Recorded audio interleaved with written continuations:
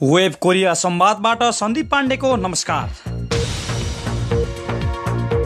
दक्षिण कोरियाका लागि निवर्तमान श्रम सहचारी अनिल गुरुङको सेवावधि सकिएपछि नयाँ श्रम सहचारीमा देवराज ढकालले मार्च 5, 2016बाट दक्षिण कोरियाको श्रम सहचारीमा कार्यभार सम्हाल्न सुरु गरेका छन्।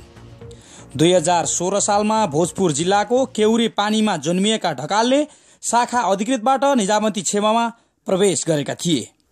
दक्षिण कोरियाका लागि श्रम सहचारीको कार्यभार सम्हाल्न दक्षिण कोरिया आएका ढकाललाई मैले टेलिफोन सम्पर्क गरी पहिलो पटक दक्षिण कोरियामा श्रम सहचारी भएर आउँदा कस्तो मान्नु भएको छ भनी सोधेको थिएँ।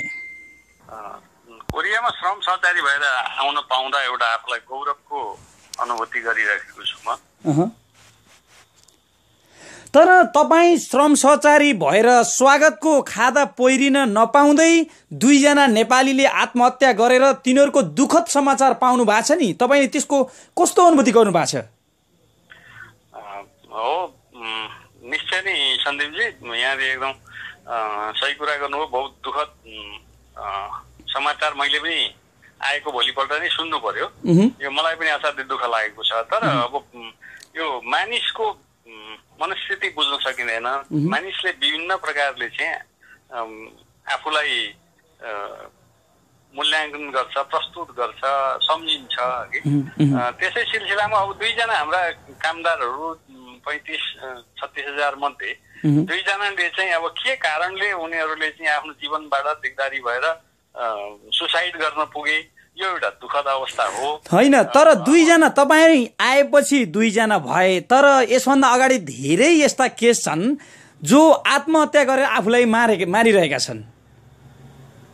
अब यसको कारण चाहिँ अलिकति हामी सबै मिलेर पहिल्याउनु पर्ने मैले पनि आवश्यकता महसुस गरेँ यहाँ आइकन। यद्यपि अगाडि पनि हामी मन्त्रालयमा हुँदा यसलाई केही यसका कारणहरू पत्ता लगाउनुपर्छ र रेमेडीहरू खोज्नुपर्छ भन्ने मन्त्रालयमा पनि यता कता हाम्रो छलफल हुन्थ्यो विभिन्न फोरममा। एउटा स्टडी पनि भएको रहेछ, यहाँ कोरिया राजदूतावासबाट स्टडी पनि भएको छ। अब यसको मूल कारण चाहिँ यही हो भनेर भन्न सकिने अवस्था। तर स्टडी भएको छ भन्नुभएको छ, तर दूतावासलाई पटक पटक यहाँका नेपाली समुदायले समन्वय गर्न एउटा काउन्सिलरको व्यवस्था गर भन्दाखेरि दूतावासले सुनेको छैन जहिले पनि। तर तपाईँ भर्खर आउनु भएको छ, यसलाई नियन्त्रण गर्न काउन्सिलरको व्यवस्था गर्नु पर्ला, त्यसमा तपाईँले के सोच्नु भएको छ? अब यसको काउन्सिलरको मात्रै व्यवस्था गरेर यसको रिमेडी हुन्छ कि या अथवा अरू उतैबाट आउनु अगाडि नै राम्रोसँग काउन्सिलिङ गरेर पठाउनु पर्ने हो? यसमा तपाईँ हामी सबै बसेर अझ यसमा गहिरो विचार विमर्श गर्नुपर्ने अवस्था मैले महसुस गरेको छु। त्यसमध्ये यहाँले उठाउनु भएको कुरा काउन्सिलरको व्यवस्था गरेर यहीँ पनि उनीहरूलाई काउन्सिलिङ गर्दा केही यसमा कन्ट्रोल हुन सक्ने सम्भावना त छ, तर पुरै रिमेडी हुन्छ भन्न त सकिन्न। त्यसैले सबैतिरबाट हाम्रो डेस्टिनेसन कन्ट्रीमा पनि र चाहिँ कन्ट्री अफ ओरिजिन हाम्रो नेपालबाटै पनि यी कुराहरू हामीले उनीहरूलाई सम्झाएर पठाउन सक्नुपर्छ, जसले चाहिँ यी सुसाइड जस्ता केसहरूमा केही कन्ट्रोल गर्न मद्दत पुग्छ।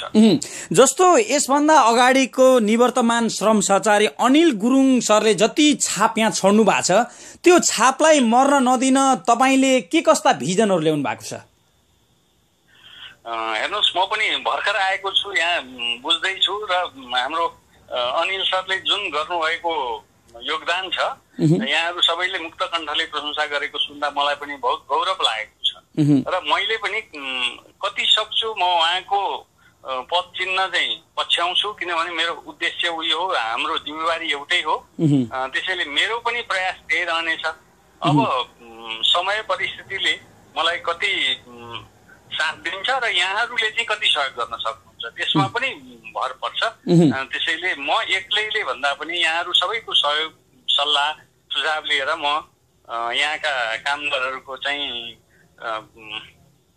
यो हक हित सुरक्षाको लागि, उनीहरूको स्वास्थ्य सुरक्षाको लागि म भरमग्दुर प्रयत्नरत रहन्छु। प्रयास गर्छु त भन्नु भएको छ, तर तपाईँलाई सम्पर्क चाहिँ कसरी गर्ने? किनकि तपाईँ भर्खर आउनु भएको छ, भर्खर आएको मान्छेलाई कसरी सम्पर्क गर्ने भन्ने होला मजदुरहरूलाई कि कसरी परिचित गराउनुहुन्छ आफूलाई?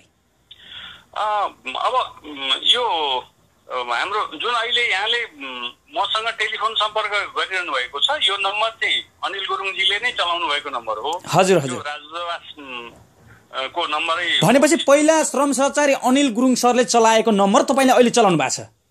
हजुर।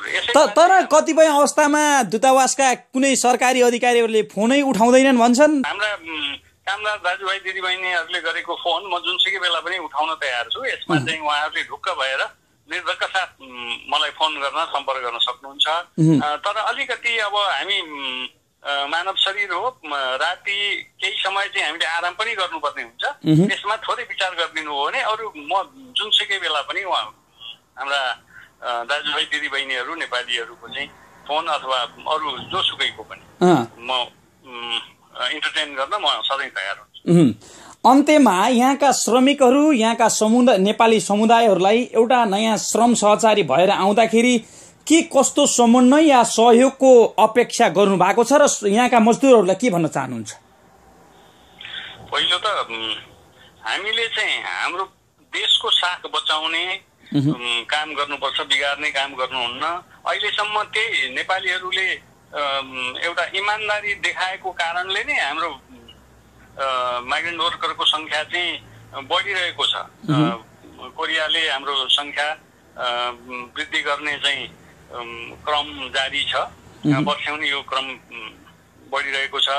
त्यसैले यो इमान्दारी त हाम्रा सबै नेपाली दाजुभाइ दिदीबहिनीहरूले चाहिँ इमान्दारी त कायम राख्नु पर्यो र कतिपय हाम्रा नेपाली दाजुभाइ दिदीबहिनीहरूले यहाँ केही